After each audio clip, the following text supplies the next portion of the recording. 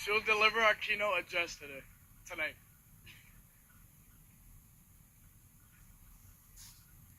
Good evening, everyone. My name is Casey Ferrante, and I am a senior in the Law and Justice program. I am honored to be representing the class of 2018 on this exciting night. Before I start, I would like to give a special thank you to my family. Words can't express my gratitude for you. You supported me tremendously during the past 4 years. No matter how stressed or tired I was, you put up with me, encouraged me, and made me laugh. Without your help, I would not be where I am today. Thank you, and I love you.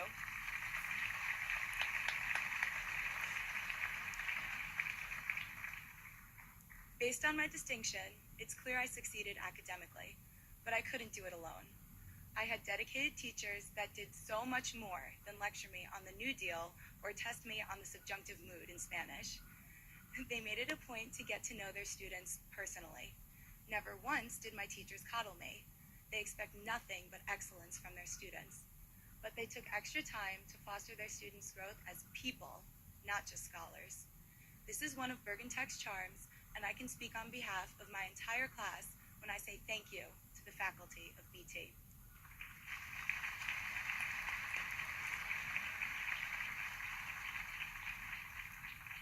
It's obvious that the education we received from BT is astounding. I don't feel the need to go into much detail about it. The proof is in the pudding. Look at all of the amazing colleges we're going to. Yeah, we did that.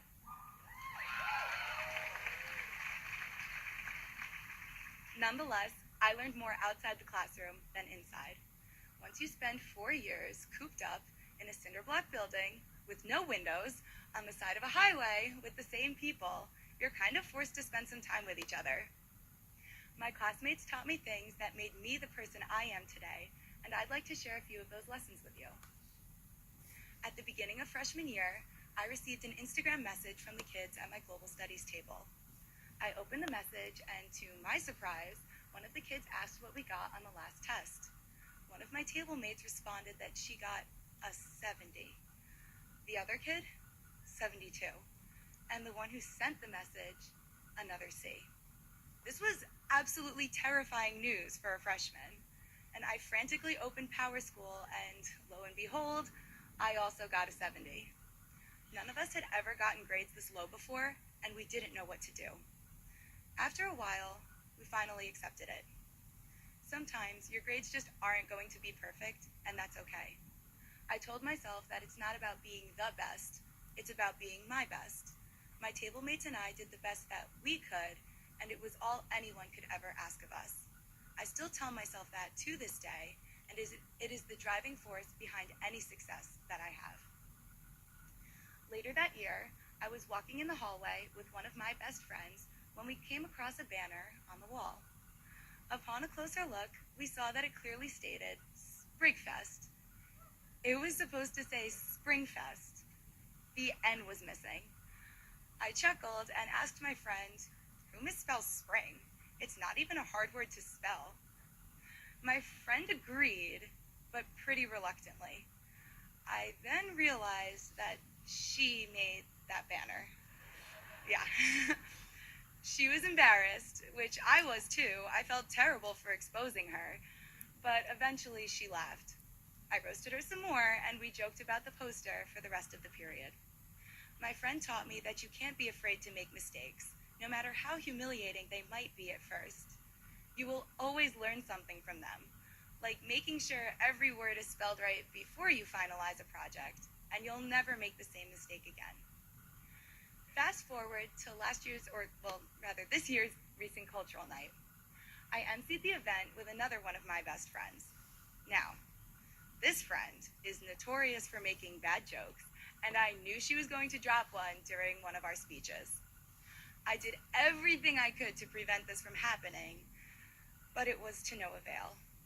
Once Korean IDT performed their traditional fan dance, my friend's eyes started to glisten. I knew a joke was brewing.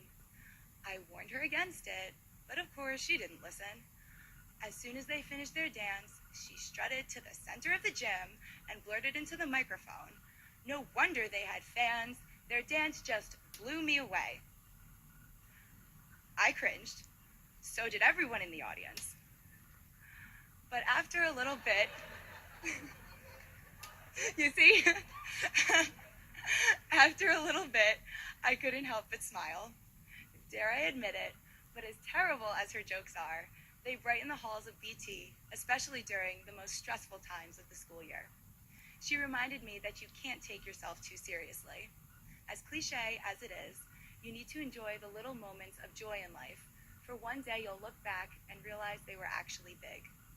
So to my peers, who are now among the newest cohort of BT alumni, thank you for teaching me these life lessons that are left out of a high school education, even if the education is as impressive as the one that we were lucky enough to receive. From getting stuck on the rock wall at Club Getaway to dancing to X's and O's at prom, it has been a journey. I am eternally thankful for Bergen Tech, for it brought us all together so we could not only be pushed to our academic limits, but also share these moments along the way. As you embark on this new adventure, I urge you to remember the lessons you taught me. Be your best, not the best. Embrace mistakes with open arms, and don't take life too seriously. It pains me to say goodbye to some of the most intelligent, compassionate, and talented people I have ever met. So instead, I'll say see you later. This isn't the end. This is only the beginning. Even if our paths never cross again, you all hold a special place in my heart. I am certain that you are going to do phenomenal things. But please, never forget the humble cinder block building with no windows on the side of a highway from which you came. I can't wait to see what the future has in store for you. I leave you all with the words a good friend of mine once told me. This road might be difficult, and you might feel like you want to break down and end it all, but never give up, never surrender.